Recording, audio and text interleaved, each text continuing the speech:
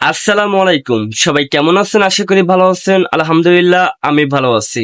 Load আনলোডের নতুন একটা update আজকে আপনাদের সাথে শেয়ার করব। অবশ্যই আমার ভিডিওটা টানাছড়া করবেন না, তাহলে কিছু বুঝতে পারবেন না। আমার চ্যানেলে নতুন হলে অবশ্যই আমার চ্যানেলটা সাবস্ক্রাইব করে রাখবেন। পরবর্তী ভিডিও পাওয়ার জন্য অবশ্যই বেল আইকনটা বাজিয়ে রাখবেন, কারণ আমি সবার আগে প্রবাসীদের আপডেট খবর দেওয়ার চেষ্টা করি।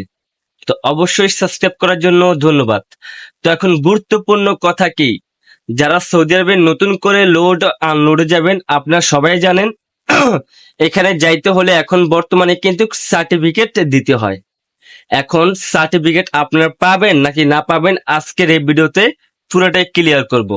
ভিডিওটা টানা হাসরা করবেন না, তাহলে কিছুই বুঝতে পারবেন না বন্ধুরা।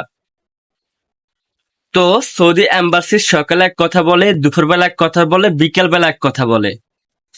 দেখেন, আমরা এখন সৌদি আরবে যাইতে হলে, লোড আনলোডে যাইতে হলে আমাদেরকে পরীক্ষা দিতে হবে।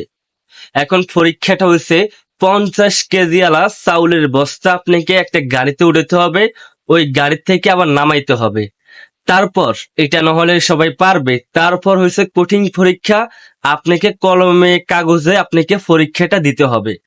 এখন আমাদের প্রশ্ন হয়েছে, আমরা তো জীবনে কলমও ধরি নাই, কাগজও ধরি নাই, তাহলে আমরা কিভাবে পরীক্ষা দেব? আমরা কি যাইতে পারবো না? যারা শিক্ষিত তারা কি যাইতে পারবে? আমরা কি যাইতে পারবো না? আমরা তো কখনো কলমও ধরি নাই। আমরা করছি রাজমিস্ত্রি কাজ, আমরা এমনি করছি এমনি করছি, আমরা মূর্খ, আমরা এখনো কিছু করি নাই। তো আমরা কিভাবে কলমে কাগজে পরীক্ষা দেব? তো যারা দিবে তারাই যেতে পারবে, আমরা কি যেতে পারবো না? এটা অনেকের প্রশ্ন থাকে বন্ধুরা, এটা এটা আমারও নিজের একটা প্রশ্ন।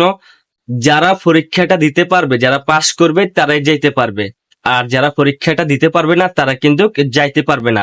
50 কেজি আলা চাউলের বস্তা হয়তো আমরা উঠাতে পারবো, নামাইতে পারবো, কিন্তু আমরা কলমে কাগজে কিভাবে আমরা পরীক্ষাটা দিব? আমরা তো জীবনে কলমে ধরে নেই।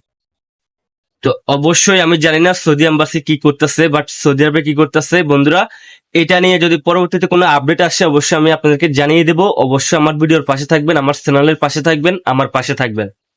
ভিডিওটা ভালো লাগলে অন্যজনকে দেখার সুযোগ করে দিবেন। তো সবাই ভালো থাকবেন, আল্লাহ হাফেজ।